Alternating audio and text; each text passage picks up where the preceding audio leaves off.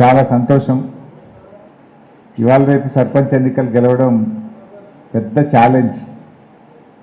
Party ఎన్నికలు అంటేనేమో కొంత గుర్తు మీద గెలవడానికి అవకాశం ఎక్కువ ఉంటుంది. ఇది గుర్తు లేదు కనుక పార్టీ గుర్తు ఉండకుండా గెలవాలంటే అందరూ బీఆర్ఎస్ అంటారు, అందరూ హరీష్ అన్న అంటారు. అందులో గెలవాలంటే ఇంకా ఎక్కువ ఛాలెంజ్ ఉంటుంది. ఇందాక మా రవీందర్ రెడ్డి అన్నట్టు నమ్మకం, ప్రజల మీద ఎవరైతే నమ్మకాన్ని పొందుతారో, ప్రజలు ఎవరైతే మా ఊరిని నాకు కాపాడుతాడు అనేటువంటి ఒక నమ్మకంతో మిమ్మల్ని అందరినీ కూడా వారు గెలిపించుకున్నారు. ఆ నమ్మకాన్ని కాపాడుకోండి. ఆ నమ్మకాన్ని మీరు కాపాడుకోవడంలో నా శాయశక్తుల, నా సర్వ శక్తులు ఉపయోగించి నా పూర్తి సహాయ సహకారాలు మీకు అందిస్తాను. కొంతమంది తమ్ముళ్ళు సీనియర్లు గెలిచారు, చాలా వరకు అంతా యూతే ఉన్నారు. యంగ్స్టర్స్ గెలిచిండ్రు, కొత్త వాళ్ళే రూపాయికి 80 పైసలు కొత్త వాళ్ళే ఉన్నారు. ఒక 10-20 పైసలే గతంలో అనుభవం ఉన్నటువంటి వాళ్ళు కనబడుతున్నారు. మా నంగనూరు మండలంలో చూస్తే బహుశా వెంకటాపూర్ సంతోష్ రెడ్డి, నర్మెట్టలో బాబు మాజీ ఎంపీటీసీ, ఇద్దరు మాత్రం నాకు కనబడ్డారు. అట్లే మా అర్బన్ మండలంలో చూస్తే ఎన్సాన్పల్ల తమ్ముడు ప్రశాంత్ పోయినసారి ఎంపీటీసీ చేసి ఇప్పుడు మళ్ళీ సర్పంచ్ అయిండు. ఎల్లుపల్లి బాలకృష్ణారెడ్డి గెలిచినట్టున్నారు. ఇంకా అంతేనా? అదేవిధంగా బహుశా నారాయణరావుపేటలో ఎక్కువ పాత్రలు గెలిచిండు. హరీష్ గెలిచిండు గుర్రాలగొంద నుంచి. జక్కాపూర్లో బాను గెలిచాడు. గోప్లాపూర్లో కొట్టే రాజు గెలిచిండు. ఇబ్రాహీంపూర్లో మా లక్ష్మక్క గెలిచింది. ఇంకా పాతోళ్ళు అంతేనా? మాటిన్ల సత్యన్న, మాటిన్లలో మా సత్యన్న మళ్ళీ 10 ఏళ్ల గ్యాప్ తర్వాత మళ్ళీ బ్యాక్ టు జాబ్ వచ్చిండు. మా మధు పెద్ద కోడూరులో వచ్చిండు, చిన్న కోడూరు మండలంలో. అట్లా సదానందం సీనియర్ లీడర్, మరి ఆయన గతంలో సర్పంచ్ చేసి మళ్ళీ పిఎస్సిఎస్ చైర్మన్ చేసి మళ్ళీ సదానందం మేడిపల్లిలో వచ్చిండు. ఆనంద్ సాగర్ పరశురాములు పోయినసారి ఎంపీటీసీ ఉండి ఇప్పుడు వచ్చిండు. కుంటయ్య గారు, కుంటయ్య కూడా మార్కెట్ కమిటీ వైస్ చైర్మన్గా చేసి కుంటయ్య గతంలో ఎంపీటీసీ కూడా ఉండే, వారు కూడా వచ్చినారు. ఇట్టబోయిన సీన్ కూడా ఎంపీటీసీ ఉండి ఈసారి మళ్ళీ సర్పంచ్గా ఇట్టబోయిన సీన్ కూడా వచ్చారు. మా చంద్రం రావున్పట్ల చంద్రం కూడా సర్పంచ్గా ఎంపీటీసీగా చేసి మళ్ళీ సర్పంచ్గా చంద్రం కూడా వచ్చినారు. ఇంకేమన్నా మిస్ అయినా నాకు గుర్తున్న కాడికైతే ఇట్లా మళ్ళీ గెలిచి కూడా చాలామంది ఒక 15-20 మంది వచ్చినారు. మిగతా 70-80 మంది మాత్రం 100% న్యూ, కొత్త వాళ్ళు, రాజకీయాల్లో కొత్త యువకులు వచ్చినారు, చిన్న వయసులో వచ్చినారు, చదువుకున్న వాళ్ళు వచ్చారు. చాలా సంతోషం. So I wish you all the best. మనము ఇందాక మిత్రులు మాట్లాడినట్టు కేసీఆర్ గారు ఉన్నప్పుడు గ్రామాలను చాలా బాగా అభివృద్ధి చేశారు. ఏ ఊరు చూసినా కూడా ఒక ముత్యంలాగా ఉండే. అసలు గతంలో ఒక మండలం మొత్తంలో ఒకటే ట్రాక్టర్ ఉంటుండే. నంగనూరు మండలం అంటే ఒక నంగనూరులోనే గ్రామ పంచాయతీకి ట్రాక్టర్ ఉండు, ఏ ఊరికి ఉండకపోవు. బహుశా సిద్దిపేట మండలంలో ఉంటే ఒక ఎన్సాన్పల్లికో మిట్టపల్లి లాంటి ఉంటుండే. చిన్నకోడూరు మండలం మొత్తంలో 1-2 ట్రాక్టర్లు ఉంటుండే. కానీ కేసీఆర్ గారు వచ్చిన తర్వాత భారతదేశంలో ఎక్కడ లేదు, దేశంలో లేదు, ఈ రోజు కూడా లేదు భారతదేశంలో. ప్రతి పల్లెకు ఒక ట్రాక్టరు, ట్యాంకరు, ట్రైలరు, ముంగట నూకడానికి డోజర్ కూడా ఇచ్చింది కేసీఆర్ గారు మాత్రమే ఇచ్చింది. 300 ఓట్లు 200 ఓట్లు ఉన్న పల్లెకు కూడా ట్రాక్టర్ కొనిచ్చి గ్రామాలు శుభ్రంగా ఉండాలని ప్లాన్ చేసినారు. ఈ భారతదేశంలో ఎక్కడ లేదు. ప్రతి ఊర్లో డంప్ యార్డు, ప్రతి ఊర్లో వైకుంఠ ధామము, ప్రతి ఊర్లో పల్లె ప్రకృతి వనము, ప్రతి ఇంటికి నల్ల. ఇది ఎక్కడన్నా ఉంది అంటే భారతదేశంలో ఒక తెలంగాణలో మాత్రమే ఉంది. అట్లా కేసీఆర్ గారు పల్లెలను ఒక ముత్యాల్లాగా తయారు చేసింది.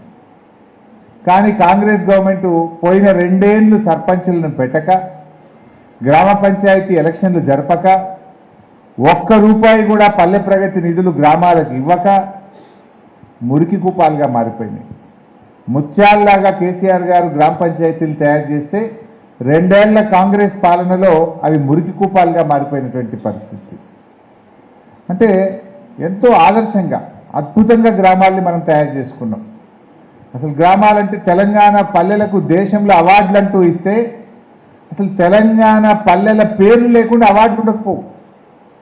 ఇట్లా గ్రామ ఉత్తమ సంసద్ యోజన కింద బెస్ట్ గ్రామాలు ఏవి అని ఒక 10 అవార్డులు దేశంలో ఇస్తే 9 తెలంగాణకి వచ్చింది. 10ల అవార్డులు ప్రకటిస్తే చాలు తెలంగాణ పల్లెల పేర్లు, తెలంగాణ మండలాల పేర్లు, తెలంగాణ జిల్లాల పేర్లు ఉంటుండే. కానీ రేవంత్ రెడ్డి ప్రభుత్వం వచ్చినాక 2 ఏళ్లలో అవార్డులన్నీ మాయమైపోయినాయి. ఆదర్శంగా ఉన్న గ్రామాలు అధ్వానంగా మారిపోయినాయి. కేసీఆర్ గారు నెల నెల పల్లె ప్రగతి డబ్బులు గ్రామ పంచాయతీలకు విడుదల చేస్తుండే. ఊర్లలో ఇబ్బంది ఉండకపో పల్లె ప్రగతి డబ్బులు వస్తే బుగ్గలు వేయడానికైనా, డోజింగ్ అయినా, ప్రతిరోజు చెత్త సేకరించడానికైనా చాలా మంచి అవకాశం ఉండేది. రేవంత్ రెడ్డి వచ్చినాక ఈ 2 ఏళ్ళు అసలు గ్రామ పంచాయతీల్ని పట్టించుకోలే, ఎలక్షన్లు పెట్టలే, ఆ పంచాయత్ సెక్రటరీల మీద వదిలేసింది. ఆ పంచాయత్ సెక్రటరీలు కూడా పాపం వాళ్ళకి వచ్చే జీతమే 30,000. అందులోకెళ్ళి వాళ్ళ జేబుల డబ్బులు పెట్టి డీజిల్ పోసుడు, వాళ్ళ జేబుల డబ్బులు పెట్టి వాళ్ళు గ్రామ పంచాయతీలో బుగ్గలు వేయాల్సిన పరిస్థితి వచ్చింది. అందుకే ఏమైపోయిందంటే ఈ 2 ఏళ్లలో ట్రాక్టర్లలో ఆయిల్ కూడా మార్చలే, ట్రాక్టర్ సర్వీసింగ్ కూడా చేయలే, ట్రాక్టర్ల టైర్లు అరిగిపోతే టైర్లు కూడా మార్చలే. ఇప్పుడు ఆ బరువు అంతా మీ మీద పడ్డది. 2 ఏళ్ల చెత్త ఈ కాంగ్రెస్ పాలనలో జరిగిన ఆ పేరుకపోయిన దుమ్ము ధూళి చెత్తనంతా కూడా తుడిచిపోయాల్సినటువంటి ఒక పెద్ద బాధ్యత మీ మీద పడ్డది. నిజానికి వాళ్ళు ఏం పట్టించుకోలేదు. సెక్రటరీలను వాళ్ళని కూడా తప్పు పట్టలేదు. వాళ్ళకి వచ్చే జీతం 30,000. పెళ్ళాం పిల్లలు లేరా, స్కూల్ ఫీజు కట్టద్దా, వాళ్ళు బతకాలి కదా. ఆ 30,000 అప్పుడో ఇప్పుడో ఇంత డీజిల్ పోసి 3 వద్దులకో 4 వద్దులకు ఒక్కనా ట్రాక్టర్ నడిపింది. ఎప్పుడన్నా బతుకమ్మ పండుగ వస్తే బుగ్గలు వేసింది కానీ నడిమిట్ల బుగ్గలు కూడా వేయలే. ఇప్పుడు మీ ఊళ్ళల్లో పోతుంటే ఆ పేరుకుపోయిన దుమ్ము, ట్రాక్టర్లలో కనీసం సర్వీసింగ్ లేక టైర్లు అరిగిపోయి, డీజిల్ లేక, ఆయిల్ మార్చక, ఫిల్టర్లు మార్చక, బ్లేడ్లు ఖరాబ్ అయిపోయి ఇవాళ ఎన్నో సమస్యలు మీకు స్వాగతం చెప్పినాయి. నిజంగా ఇది ఒక ఛాలెంజ్ మీకు చెప్పాలంటే. కానీ భయపడకండి, ప్రతిదానికి ఒక పరిష్కారం ఉంటుంది. అధైర్యం వద్దు. కానీ ఎందుకు నేను ఈ మాట చెప్తున్నా అంటే 2 ఏళ్ల రేవంత్ పాలన పల్లెల్ని మురికి కుపాలుగా మార్చింది. అస్సలు పట్టించుకోలే. ఇందాక మాణిక్ రెడ్డి గారు అనుభవంతో చెప్తున్నాడు. వాస్తవానికి 2 ఏళ్ల నుంచి ఎలక్షన్ జరపక ఫైనాన్స్ కమిషన్ డబ్బులు అవి మన పైసలే, మనము పన్నులు కట్టిన డబ్బులు ఢిల్లీకి పోతే అవి మన పైసలే మనకు వస్తాయి. వాడే కొత్తగా ఇచ్చేది ఏం లేదు ఢిల్లీడు. ఆ డబ్బులు కూడా 2 ఏళ్ళకెళ్ళి ఆగిపోయినాయి. ఇప్పుడు అవి వస్తాయి. ఏ గ్రామ పంచాయతీలో జనాభా ఎంత ఉంటే అంత ఆటోమేటిక్గా డైరెక్ట్గా సర్పంచ్ల అకౌంట్లే పడతాయి. మధ్యలో పైరవి లేదు, బ్రోకర్ లేదు. అవి మన హక్కు, అది మన గ్రామ పంచాయతీ హక్కు, డైరెక్ట్గా వస్తాయి. ఏమన్నాగా వస్తాయేమో బుగ్గలో గిగ్గలో ట్రాక్టర్లు మంచిగా చేద్దామంటే ఇప్పుడు మాణిక్యాన్ని బాబేసిండు. కరెంటు బిల్లు 2 ఏళ్ళకెళ్ళి కట్టలేదట, మొత్తం అటే గుంచుతారట. మరి కరెంటు బిల్లులకు పోతే మరి రేవంత్ రెడ్డి నువ్వు కాంగ్రెస్ ప్రభుత్వం ఆనాడు కేసీఆర్ ఇచ్చినట్టు నువ్వు ఇయ్యవా పైసలు? కేసీఆర్ నెల నెలా గ్రామ పంచాయతీలకు పైసలు ఇచ్చిండు. ఫైనాన్స్ కమిషన్ 5 లక్షలు వస్తే ప్రభుత్వం 5 లక్షలు కలిపి 10 లక్షలు గ్రామ పంచాయతీలు వేసింది. ఈయన 2 ఏళ్ల నుంచి నయా పైసా ఇవ్వలే గ్రామ పంచాయతీలకు, రూపాయి కూడా ఇవ్వలే. ఢిల్లీ నుంచి వచ్చేది మన ఫైనాన్స్ కమిషన్ పైసలు, మనకు రావాల్సిన హక్కుగా రావాల్సిన పైసలు కూడా బంద్ అయిపోయింది. ఇప్పుడు అవన్నీ సమస్యలు వలయంలాగా పేరుకుపోయి ఇలా మీకు ఒక పెద్ద ఛాలెంజ్ ఏర్పడ్డది. ఇది ఎందుకు వచ్చింది అంటే రేవంత్ యొక్క పాలన వైఫల్యం వల్ల, పల్లెల్ని పట్టించుకోకపోవడం వల్ల ఈ సమస్య ఏర్పడ్డది. చేద్దాం, మీరేం అధైర్యపడకండి, నేనున్నా మీకు. ఏం కావాలన్నా చేద్దాం. నేను ఇంకొక అనుభవం చెప్తా. మధ్యలో మనం తెలంగాణ ఉద్యమం చేసినాం. 2004 నుంచి 14 దాకా నేను ఎమ్మెల్యేగా ఉన్నా, ప్రతిపక్షంలో ఉన్నాం. నాడు కాంగ్రెస్ ప్రభుత్వమే ఉండే. మధ్యలో తెలంగాణ ఇస్తలేదని నేను రాజీనామా పెట్టినా. ఎమ్మెల్యేకు ప్రజలు కోరితే కేసీఆర్ గారు ఆదేశిస్తే మేము రాజీనామా చేసినాం. ఇక్కడ కాంగ్రెస్ వాళ్ళు ప్రచారంకి వచ్చారు సిద్దిపేట నా మీద. గీతారెడ్డి గారు వచ్చే మేము ఇంత సీఎం రిలీఫ్ ఫండ్ ఇచ్చినాం, మేము ఇంత డెవలప్ చేసినాం, ఇన్ని చెక్ డ్యాములు కట్టినాం, అట్లా ఇట్లా అని స్పీచ్లు ఇచ్చారు. ఇస్తే నేను ఒక మాట అన్నా, మీరు ప్రభుత్వం మీది, మంత్రి మీరున్నారు, నేను ఈ రాష్ట్రంలో ఒక ఎమ్మెల్యేని, మరి సీఎం రిలీఫ్ ఫండ్లు మీ గజ్వేల్ ఎక్కువ వచ్చినాయా, నా సిద్దిపేటలో ఎక్కువ వచ్చినాయా లెక్క పెట్టుండ్రు అన్న. అప్పుడు చూస్తే సిద్దిపేటలో ఎక్కువ వచ్చినాయి. మనం ప్రతిపక్షమైన ఆనాడు సిద్దిపేట నియోజకవర్గంలో మన జిల్లాలో ఎవరు చేయనంత సీఎం రిలీఫ్ ఫండ్ తెచ్చి ప్రజల్ని కాపాడుకునేటువంటి పని చేసినారు. మా పెద్దవాగు మీద చెక్ డ్యాంలు మా నంగునూరు మండల మిత్రులు ఉన్నారు. ఆనాడు ప్రతిపక్షంలో అసెంబ్లీలో గొంతెత్తి పోరాడి ప్రతిపక్షంలో ఒకవైపు ఉద్యమం చేస్తూ పెద్దవాగు మీద ఆ రోజు అత్యధిక చెక్ డ్యాంలు కూడా ఆ రోజు నేను ప్రతిపక్షంలో ఉండి కట్టించినటువంటివే ఆనాడు మనం కట్టించినటువంటి చెక్ డ్యాంలు. అట్లా చెప్పుకుంటూ పోతే అనేక పనులు. ఆ రోజుల్లో రైతు ఆత్మహత్యలు ఉండేది.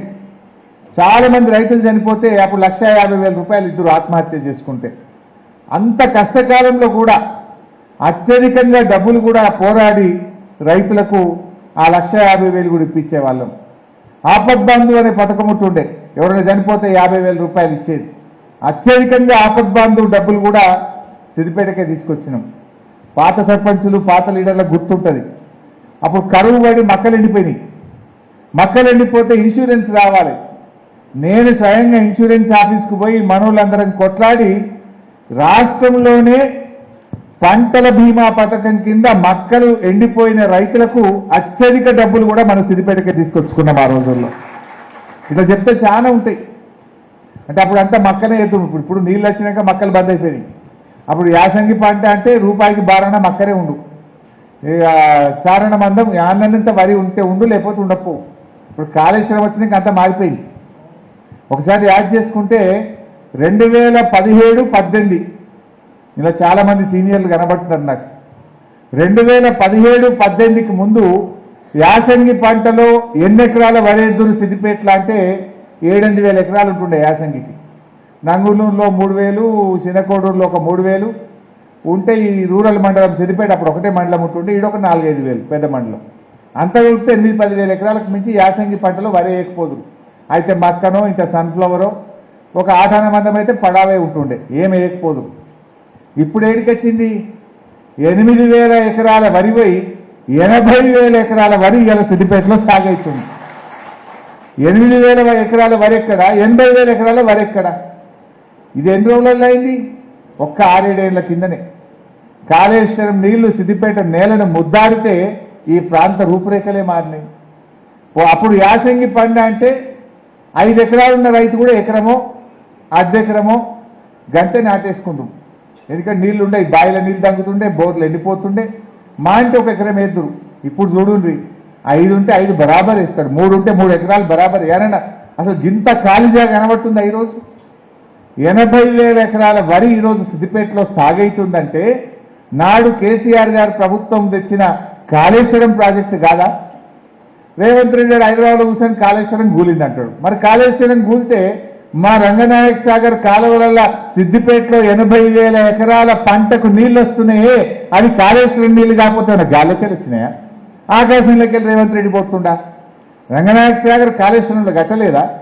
మా కుడి కాలువ ఎడమ కాలువ కాళేశ్వరంలో భాగంగా మనం తవ్వలేదా? ఇలా దుబ్బాకైనా, గజ్వేలైనా, సిద్దిపేట అయినా, మెదక్ అయినా, అటు యాదాద్రి జిల్లా అయినా, ఇటు ఉస్నాబాద్ జిల్లా అయినా, ఇటు మానకొండూరు జిల్లా అయినా, అటు సిరిసిల్ల అయినా, ఇవన్నీ ఎట్లా బారుతున్నాయి? కాళేశ్వరం ప్రాజెక్ట్ కిందనే బారుతున్నాయి కదా. రంగనాయక సాగర్ నిండు కుండోలే ఉన్నదంటే అది కాళేశ్వరం నీళ్లు కాకపోతే ఏంది? మల్లన్న సాగర్ నిండు కుండోలో ఉన్నదంటే అది కాళేశ్వరం నీళ్లు కాకపోతే ఏంది? మొన్న అంతగిరి రిజర్వాయర్కి వెళ్ళి ఎమ్మెల్యే పోయి నీళ్లు లావట్టి గేట్ తీసిండు, అది కాళేశ్వరం నీళ్లు కాకపోతే అంతగిరి ఆడికెళ్ళి వచ్చింది అంటే జూటా మాటలు మాట్లాడుతూ అట్లా చెప్తా ఉన్నారు. బట్ ఏం జరిగినా ఇలా విద్యాలయాలకు నిలయం మన సిద్దిపేట. పిల్లలు చదువుకోవాలంటే పాలిటెక్నిక్లు, ఐటీఐలు, doctor medical college, nursing college, pharmacy college, పలాది చదువు లేదు అనకుండా సిద్దిపేటను విద్యాలయాలకు నిలయంగా సిద్దిపేటను మార్చుకున్నాం. మనం ఆలయాలకు కిల్లా నిలయంగా మన సిద్దిపేట. ఎన్ని గుళ్ళు అద్భుతంగా, అటు మల్లన్న దేవుడి గుడి, అటు కొండపోచమ్మ దేవుని గుడి, అసలు ఎక్కడ ఎన్ని దేవాలయాలు, వర్గ లక్ష్మీనరసింహస్వామి గుడి, అద్భుతంగా ఆలయాలు అభివృద్ధి చేసుకున్నాం. రిజర్వాయర్ల కిల్లా మన సిద్దిపేట. అటు మీద అంతగిరి, నడిమిట్ల రంగనాయక సాగర్, ముంగడికి పోతే మల్లన్న సాగర్, మీదికి పోతే కొండపోచమ్మ సాగర్, ఇటు పోతే గౌరవల్లి, ఎన్ని రిజర్వాయర్లు కట్టినాం. రిజర్వాయర్ల కిల్లా సిద్దిపేట జిల్లా, ఆలయాలకు నిలయం సిద్దిపేట జిల్లా, విద్యాలయాలకు నిలయం సిద్దిపేట జిల్లా. అసలు రైలు, నేషనల్ హైవే, జాతీయ రహదారులు తెచ్చినాం, రైలు తెచ్చినాం, జిల్లా తెచ్చుకున్నాం, పోలీస్ కమిషనరేట్ తెచ్చుకున్నాం, అర్బన్ డెవలప్మెంట్ అథారిటీ ఏర్పాటు చేసుకున్నాం, సిద్దిపేటకు ఔటర్ రింగ్ రోడ్ ఏర్పాటు చేసుకున్నాం. అంటే ఒక అద్భుతంగా ఈ నియోజకవర్గాన్ని ప్రజల ఆశీస్సులతో, కేసీఆర్ దీవెనలతో ఒక మోడల్ కాన్స్టిట్యున్సీగా దీన్ని మనం తయారు చేసుకున్నాం. ఇంకా చేద్దాం. ఒక 40-50 గ్రామాలకు నేషనల్ అవార్డు వచ్చింది సిద్దిపేటలో. 40-50 ఊర్లకు జాతీయ స్థాయి అవార్డులు తెచ్చిన మనం సిద్దిపేటలో. ఇంకా కొన్ని ఊర్లు మిగిలినాయి, వాటిని కూడా ఈ తాప తెచ్చుకునే ప్రయత్నం చేద్దాం. ఆ గ్రామాలకు కూడా తెచ్చుకోవడానికి ఈ టర్మ్లో మనం కష్టపడదాం. మనం ప్రతిపక్షమా అధికార పక్షమా కాదు, మనం ప్రజల పక్షం. ప్రజలతో పనిచేద్దాం. నేను ఇందాక చెప్పిన కదా, నేను ప్రతిపక్షంలో ఉన్నా, నాడు చెక్ డ్యాముల్లో మనమే నంబర్ 1, సీఎం రిలీఫ్ ఫండ్లో నంబర్ 1. మనము ఏ పని చేసినా, ఆపద్బాంధవ అయితేనేమి, రైతు ఆత్మహత్యల పథకం అయితేనేమి, అది ఏ పథకమైనా మనం సిద్దిపేట నంబర్ 1 ఉంచినాం. బీమా కానీ, రైతుల బీమా, పంటల బీమా కానీ. ఇప్పుడు కూడా చేద్దాం మంచిగా. మీరు చక్కగా చేయండి. ఎప్పటికప్పుడు నేను మీకు గైడెన్స్ ఇస్తా, సహకారం ఇస్తా. మన క్యాంప్ ఆఫీస్లో ఒక రిటైర్డ్ ఎంపీడీఓ అనుభవజ్ఞులు ప్రభాకర్ గారు 24 గంటలు మీకు సేవలో ఉంటారు. ఉదయం 9 నుంచి సాయంత్రం 5-6 వరకు ఆయన ఉంటారు. మీకు ఏదైనా అర్థం కాకపోయినా, ఏ ఇబ్బంది ఉన్నా నేరుగా క్యాంప్ ఆఫీస్కి రండి, ప్రభాకర్ గారితో కూర్చోండి. అది సీఎం రిలీఫ్ ఫండ్ అయినా, ఎల్ఓసీలైనా, హాస్పిటల్ పని అయినా, మండలాఫీస్ పని అయినా, రైతులకు ట్రాన్స్ఫార్మర్లు కావాలన్నా, ఏదైనా ఒక రోడ్డు కావాలన్నా, మీకు ఏదైనా విషయం అర్థం కాకపోయినా నేరుగా ప్రభాకర్ గారు ఉంటారు. రోజు మీకు అందుబాటులో ఉంటారు. రాగానే మీకు మంచి భోజనం పెట్టాడు. ఎంతమంది వచ్చినా రోజు భోజనం ఉంటుంది క్యాంప్ ఆఫీస్లో. ఎంతమంది వచ్చినా కూర్చోబెట్టి మాట్లాడి మీకు ప్రేమతో చేయగలిగిన అన్ని పనులు ప్రభాకర్ గారు చేసి పెడుతూ ఉంటారు. వారంకు 2-3 రోజులు నేను మీతో పాటు ఇక్కడే ఉంటా. కొంచెం రాష్ట్ర స్థాయిలో పార్టీ పని చేయాలి కదా. నేను కూడా పెద్దసార్కు కేసీఆర్కు నేను కూడా కొంత భుజం ఆనిచ్చి నిలబడాలన్నా వద్దా, నేను మళ్ళీ మన ప్రభుత్వం తెచ్చుకోవాలన్నా వద్దా? సో అందువల్ల కొంత పార్టీ పని చేసుకున్నా తప్పకుండా వారంకు 2 రోజులు 3 రోజులు వచ్చి నేను మీకు కూడా అందుబాటులో ఉంటా. సర్పంచులు, ఉప సర్పంచులు ఒక వాట్సాప్ గ్రూప్ పెట్టుకున్నాం మనందరం. నేను కూడా ఉన్నా అందులో. నేను రేపు వచ్చేది ఉంటే ఇవాళనే మీకు మెసేజ్ వస్తుంది. రేపు సార్ వస్తుంది సిద్దిపేటకు, నా ప్రోగ్రామ్ ఈ మండలం చిన్నకోడూరు పొద్దుగాల పోతాడు, మధ్యాహ్నం ఆఫీస్లో కూర్చుంటాడు అని మీకు మెసేజ్ వస్తుంది. మీకు మీ ఫోన్లో చూసుకుంటే నా ప్రోగ్రామ్ తెలుస్తుంది. చూసుకొని మీకు ఏదైనా నన్ను కలవాల్సిన పని ఉంటే, మీకు ఏదైనా అవసరం ఉంటే ఒట్టిగా రమ్మని అన్న, అవసరం ఉంటే రండి, కూర్చోండి. ప్రభాకర్తో కానటువంటి పని ఉంటే నా దృష్టికి తీసుకురండి. ఇంకా ఏదైనా అత్యవసరం ఉంటే, ఊర్లో ఎవరికైనా ఆపద పడ్డది, దావకాన్నో, పోలీస్ స్టేషనో, ఇంకేదన్నా మీతో కాని పని ఉంటే నాకు ఒక చిన్న మెసేజ్ పెట్టండి. తెలుగులో రాసినా సరే, ఇంగ్లీష్లో రాసినా సరే, 4 ముక్కలు పడేయండి. నేను ఏ మీటింగ్లో ఉన్నా ఆ పని చూసుకొని మళ్ళీ మీకు 5-10 నిమిషాల్లో ఫోన్ వస్తుంది మీకు. సో అట్లా ఏ అవసరం ఉన్నా నేను చేసి పెడతాను. చక్కగా ఒక కుటుంబం లాగా పనిచేద్దాం. మనం అందరం కూడా ఒక ఫ్యామిలీ. మీరు ఒక పదవిలో ఉన్నారు, నేను ఒక పదవిలో ఉన్నా. మరి ఇద్దరి బాధ్యత ఏంటి? మీరైనా నేనైనా ప్రజలకు సేవ చేయడమే మన బాధ్యత. మీకు మంచి పేరు రావాలి, నాకు మంచి పేరు రావాలి. మన ఇద్దరం కలిసి ప్రజలకు సేవ చేయాలి. మీరు గ్రామ స్థాయిలో సేవ చేస్తారు, నేను నియోజకవర్గ స్థాయిలో సేవ చేస్తాను. మన ఇద్దరం సేవకులం. మనకు పదవి అనేది ఆభరణం కాదు, పదవి అనేది ఒక బాధ్యత. పదవి అనేటువంటిది ప్రజలకు సేవ చేయడానికి ఒక అవకాశం, ప్రజలిచ్చిన అవకాశం, ప్రజలిచ్చిన పదవిది. అందువల్ల మనము సర్పంచ్ అయినా, ఎమ్మెల్యే అయినా మనము ప్రజా సేవకులం. మనము అది ఎవరైనా సరే ప్రజలు సేవ చేయడానికి మనకి ఇచ్చిన అవకాశం. ఆ ప్రజలు ఇచ్చిన నమ్మకాన్ని మనం కాపాడుకోవాలి. ప్రజలకు మనం సేవ చేయాలి. ఎదిగితే ఒదగాలి. పదవి అనేటువంటిది బాధ్యతను పెంచుతుంది. గెలిచాం కదా అని మనం మాట మార్చొద్దు, బట్టలు మార్చొద్దు, మన విధానంలో మారొద్దు, మన పనితనంలో మార్పు రావద్దు. ఇంకింత సంయమనంతో, ఇంకా ప్రేమగా, మరింత ఓపికగా పనిచేద్దాం. కొన్ని అవుతాయి పనులు, కొన్ని లేట్ అవుతాయి, కొన్ని ఆలస్యం అవుతాయి. మీకు 5 ఏళ్ల పదవీ కాలం కదా, తొందర ఏమున్నది. ఇప్పుడు చేయగలిగిందల్లా చేస్తూ చేస్తూ బయలుదేరదాం. ఇంకో 2 ఏళ్ళు అయితే వచ్చేది బీఆర్ఎస్ గవర్నమెంటే కదా, మనమే కదా మళ్ళీ ఉండేది. ఏమైనా మిగిలిపోయేవి ఉంటే లాస్ట్ 2-3 ఏళ్ళు దంచేద్దాం. అయిన కాడికి ఇప్పుడు చేద్దాం. ఇంకేదైనా మిగిలిపోయినవి ఉంటే చివరి 2-3 ఏళ్ళు దంచేద్దాం. మీరు ఉంటారు కదా, మీరు ఎక్కడ పోతారు? వచ్చేది బీఆర్ఎస్ గవర్నమెంటే. అందువల్ల మీరు ఎక్కడ కూడా ధైర్యం కోల్పోద్దు. ప్రజలకు కూడా మనం స్పష్టంగా చెప్పాలి, పరిస్థితిని వివరించాలి. ఇగో ఇది ఇప్పుడు చేస్తా, ఇది మళ్ళీ ఏడాది చేస్తా, ఇది మళ్ళీ చేస్తా, మంచిగా వివరించి చెప్పండి. దయచేసి ఎక్కువ తక్కువ ఇబ్బందులు ఉంటాయి నాకు తెలుసు. గెలిచేదాకా ఒక ఖర్చు, గెలిచినాక తెల్లారికెళ్ళి అమ్మవారి విగ్రహం పెడుతున్నాం, లేకపోతే వినాయకుడి విగ్రహం పెడుతున్నాం, లేదంటే మన ఎల్లమ్మ తల్లి పండుగ ఉంది, బీరప్ప దేవుని జాతర ఉన్నది, పెద్దమ్మ తల్లికి బోనాలు తీస్తున్నాం, లేకపోతే పోషమ్మ తల్లి పండుగ ఉన్నదంటే చూసేది ఎవరికి చూస్తారు? ఊళ్ళే అర్జెంటుగా మీరు కనబడతారు. ఇది వరకేమో చేస్తాం అప్పుడు ఎలక్షన్ ముంగట, ఇప్పుడేమో అంటారు గెలిచినవు కదా. ఇప్పుడు మొన్నటిదాకా ముగ్గురు చేసారు, పోటీ చేస్తామనుకున్న ముగ్గురు సాయం చేసేది, ఇప్పుడు వాళ్ళు చల్లగా పడతారు. ఇక మీరు ఒక్కరే కనబడతారు, మొత్తం బరువు మీ మీదకే పడుతుంది. అది అట్ల ఖర్చు ఉంటుంది, మళ్ళీ వీటిలో ఖర్చు ఉంటుంది. చాలా ఓపిక కావాలి, సంయమనం కావాలి, మన లిమిట్స్ మనం చూసుకొని జాగ్రత్తగా మనం పనిచేసుకోవాల్సినటువంటి అవసరం ఉంటుంది. సో మీరు కూడా చక్కగా ఓపికగా జాగ్రత్తగా చేస్తూ ఉండండి. ఏదైనా అర్థం కాకపోతే నా దృష్టికి తేండి. ఎక్కడ ఏమీ అధైర్యపడకండి, బాధపడొద్దు. ఇది పదవి అనేది ఒక బాధ్యత. మంచి పేరు తెచ్చుకుంటే ఇప్పుడు ఇంతమంది డయాస్ మీద మాట్లాడేది మీరు చూసింది కదా, వీళ్ళందరూ సర్పంచులుగా మీలాగా పనిచేసి ఇలా ఉన్నతమైనటువంటి స్థానంలో ఇక్కడ కూర్చున్నారు. మీరు అట్లా ఎదగాలి, మీరు కూడా రేపు ఇంకా పెద్ద స్థాయికి రావాలని నేను మనస్ఫూర్తిగా కోరుకుంటా ఉన్నా. అవకాశం రావడం అదృష్టం, అవకాశాన్ని నిలబెట్టుకోవడం మీ చేతుల్లో ఉంటుంది. రావడం అదృష్టం, వచ్చిన తర్వాత అది మీ చేతుల్లో ఉంటుంది. అన్నిటికంటే ముఖ్యం మన నాలుక, మన నోరును బాగా అదుపులో పెట్టుకోవాలి. ఇంకేదన్నా పోతే వస్తుంది, కానీ నోట్ల నుంచి బయటకు పోయిన మాట మళ్ళీ వెనక్కి తీసుకోలేము. పదవి పోతే వస్తుందేమో, పైస పోతే వస్తుందేమో, ఇంకేదన్నా పోతే సంపాదిస్తేమేమో, కానీ జారిన నోటి మాట తిరిగి వెనక్కి తీసుకోలేము. ఎదుటివాడి మనసు ఒక్కసారి బాధపడితే అది మళ్ళా ఆ కలుక్కు అన్నాక దాన్ని అతుకుడు చాలా కష్టం అవుతుంది. అందువల్ల మాట జాగ్రత్తగా మాట్లాడండి. మాటే ముఖ్యం నా దృష్టిలో. మాట మన మర్యాద, మన నడవడి, మన పనితనం అనేది నా దృష్టిలో నాలుగోది. ముందు మాట, నడవడి, మన మర్యాదనే అన్నిటికంటే ముఖ్యమైనది. దాంతోపాటు పని ఎట్లాగూ చేస్తాం. పని చేసినా మాట జారినామనుకో, నడవడిక బాగాలేదనుకో, లాభం లేదు. కొంతమంది సర్పంచులు, నేను పేరు చెప్పను కానీ, నాతో పని చేసింది, మస్తు పని చేసింది. నేను ఎన్ని పైసలు అంటే అన్ని పైసలు ఇచ్చిన, మంత్రిగా ఉంటే ఫుల్ పైసలు ఇచ్చిన, బాగా డెవలప్ చేసింది. ఇక అసలు కాని పనే లేదు. మళ్ళీ నిలబడ్డారు సర్పంచ్కు. ఏమైంది? 30 ఓట్లు వచ్చినాయి, 60 ఓట్లు వచ్చినాయి.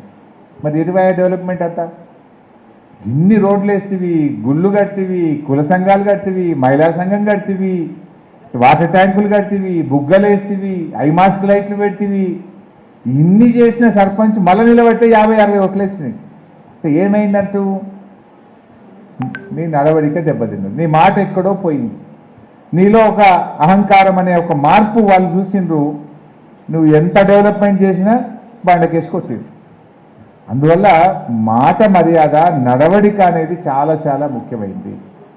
ఇందాక రవీందర్ రెడ్డి అన్నాడు నమస్తే నమస్తే అనగానే అబ్బా నేనేమైపోయినా అనుకోవద్దు. అది ఒక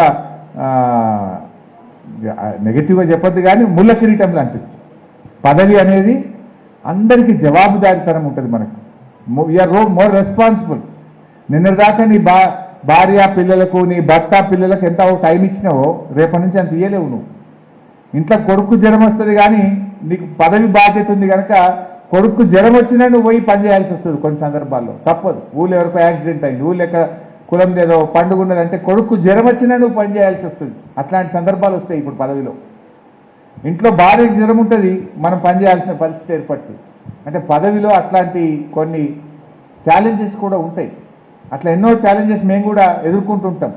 ఇంట్లో బిడ్డ బర్త్డే ఉంటుంది, కానీ సిద్దిపేటలో నాకు ఏదో పని పడితే పోలేము. కొన్ని సందర్భాల్లో బర్త్డేకి కూడా పోలేము, మనం ఫంక్షన్ కూడా కొన్ని సందర్భాల్లో పోలేము. It is responsibility. ఎందుకంటే మా ప్రజలు మన మీద అంత బాధ్యత పెట్టింది కనుక కొన్ని త్యాగాలకు కూడా సిద్ధపడాల్సి వస్తుంది.